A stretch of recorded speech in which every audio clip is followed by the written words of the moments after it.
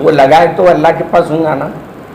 देखिए, आप जाइए कल अकाउंट चेक करिए, बैंक में जाके पूछिए कितने हैं, जितने कम है। हमारे बिरादरम पहले मरहूम इंतकाल से पहले पूरे बातों की सफाई कर दिए थे। इतने करोड़ देना था, इतने करोड़ खर्च था, सब बता दिए थे बेचारे। तो मेरा तो उसमें है ही नहीं। सर्टिफिकेट का जो उन्होंने बोल रहे, आज मैं अल्लाह को हाजिर और नाज़िर जान के इस ऐवान में बोल रहा हूँ, 1 रुपया आज तक मदरसे के नाम से आने जाने का किराया तक नहीं लेता, मैं वहाँ चाय तक नहीं पीता। आप ऐसे भी उंगली उठा रहे हैं। अरे आवाम का पैसा जो खा के निकल गए उन पे नहीं उठा रहे। आज 1 रुपये की चाय भी पीना है तो अपने पैसों से पीता हूँ मदरसे में। मदरसे का पैसा आपका पैसा है, मैं आपके पैसे को मैं अपना पैसा समझ के नहीं खर्च सकता। हाँ, कमेटी अगर मेरे सामने आके बोलेंगी ये लिख के दीजिए आप, क्योंकि कमेटी पास करती है तो मेरे को लिखना पड़ता, दस्तखत करना पड़ता मेरे को, क्योंकि कमेटी पूरी है बोल रही है तो वही बोलना पड़ता मुझे। अगर आप बल्दिया पर जाके तोड़ने के लिए आए तो क्या इजाज़त? देखिए भाई, हमारा काम था रिक्वेस्ट करना, और हम सिर्फ बोलने में गलती हो गई। बार बार बोल रहा हूँ मैं आपको कि मैं सिर्फ ये बोला भाई ये फसाद क्यों कर रहे हैं, खामखा बोलने का फसाद हो जाएगा, मेरे मुंह से निकल गया, बस इतनी बात है। जो क्यों तोड़ के फसाद कर रहे हैं भाई, ये आप नहीं तोड़े तो भी चलता ना अभी, ये बात थी मेरी। मगर वो ज़बान मेरी कुछ पलट गई या तो मेरे जहन में कुछ और था होगा। हाँ, आप लोगों को बुलाने का मकसद उस वक्त क्या था, मेरे साथ चाहे हिम्मत वाले आ गए तो अब आप देखिए वो दीवार उठाए बोल रहे हो, खुदा हम गवाह है, हमने उठाए। वो दीवार जो उठा लिया ना, ये नौजवाना चनाए थे, वो लोग आए आके बोले हम दीवार उठा लेते। मैं बोलो हम भी 100 वक्त रुकाऊंगे, मत करो काम, आप जाइए यहाँ से, आप जाइए। अपने नौजवान कैसे बात वक्त बिखर जाते तो हमको भी नहीं मानते हो। कमान तोड़ने के लिए अभी भी टाइम चाहिए क्या? देखिए, हमारी अभी भी रिक्वेस्ट है ये, अगर रहने देते थैंक यू, अगर तोड़ना ज़रूरी है ओके, अब क्या कर सकते हैं हम। रोड पे वो कमानी शादी बोल के बता रहे हैं ना। देखिए, कई जगह कमाना ठहरे में नहीं है, आपको पते बताऊँ मैं, कई जगह ऐसी जगह पे बड़े बड़े चीज़ा रुके हुए हैं, वहाँ तोड़ने जा रहे हैं आप लोग। क्यों हमारी मदरसे पे क्यों नज़र है, हम ये रिक्वेस्ट कर रहे हैं आपसे। तो दारुल हैदराबाद को आप कब से अपनी जिम्मेदारी से संभाल रहे हैं? देखिए, मैं दारुल हैदराबाद की जो जिम्मेदारी है, पहले तो मैं सिर्फ एक नाम का सदर था, खुले अल्फाज में बोल रहा हूँ। मेरे भाई चलाते थे और मैं कभी कभार जाता था। जब मेरे भाई का तबीयत बिगड़ने लगी तो भाई ने, हमारे अंसारी भाई ने कहा कि भाई तुम जाया करो, तो भी मेरी चक पे दस्तखत नहीं थी उस वक़्त तक।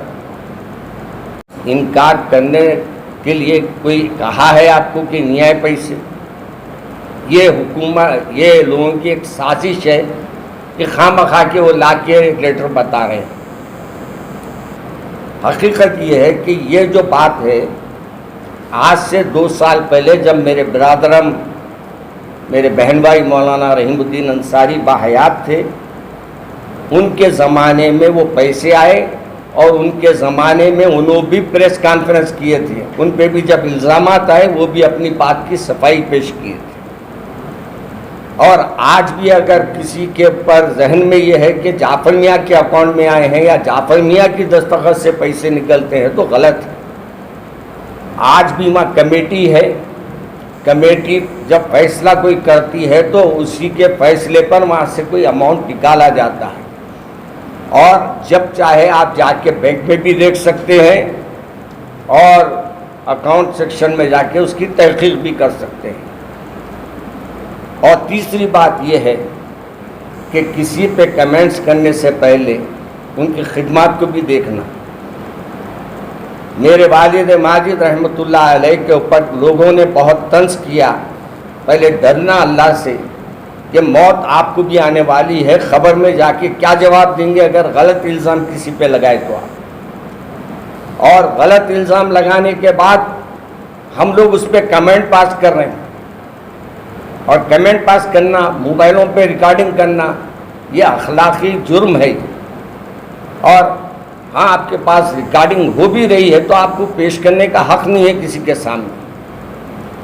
और ये भी कोशिश है कि आज भी जाफर मियाँ जो आपके सामने खाकसार बैठा हुआ है उस ज़मीन की हिफाजत के लिए लड़ा है। जाफर मियाँ अपने मकसद के लिए नहीं लड़े, आपके पैसों से बनी हुई कमान है, आपसे पैसों से खरीदी हुई ज़मीन है।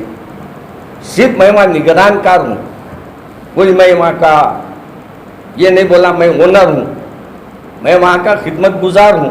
जैसे मेरे 7 कमेटी के अरकान हैं उसमें एक मैं भी हूँ।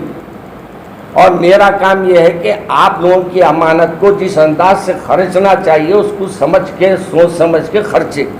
और आपको ये भी बता दूँ, पीछे की ज़मीन जो है जहाँ हमारी बाउंड्री अभी उठी हुई नहीं है, वो आपकी जो अमानत रखी हुई है जो बैंक में है, वो अमानत से वहाँ मलकियाँ बनाना चाह रहे हैं।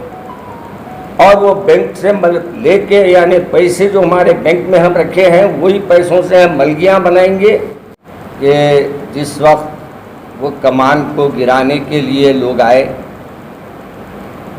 मुझे इस बात की इत्तला ही नहीं थी कि कमान गिराने लोग आ रहे हैं। जबकि मुझे ये कहा गया कि अचानक आए हैं और कमान गिरा रहे हैं, तो मैं ये मुनासिब नहीं समझा कि भाई बग़ैर इत्तला के आकर आप कमान गिरा रहे हैं। इस पर मैं ज़रा गुस्से में आ गया था और गुस्से में कुछ ऐसे अल्फाज निकल गए, मैं बोलना कुछ चाहता था और बातें कुछ और निकल गई। मेरा मकसद ये था कि वो फसाद होगा नहीं बताना था, बल्कि ये कोशिश मैं कर रहा था कि भाई ये फसादी हरकत क्या हो रही है, क्यों फसाद फैला रहे हैं आप लोग।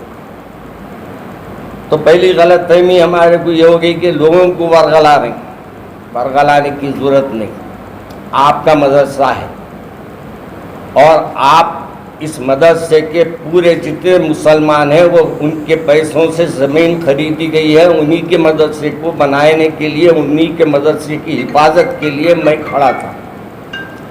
मेरा कोई ज़ाती मफाद उसमें हरगिज़ नहीं था। दूसरी बात, मुझसे कहा गया कि कुछ लोगों ने मेरे पर सवालात खड़े कर दिए।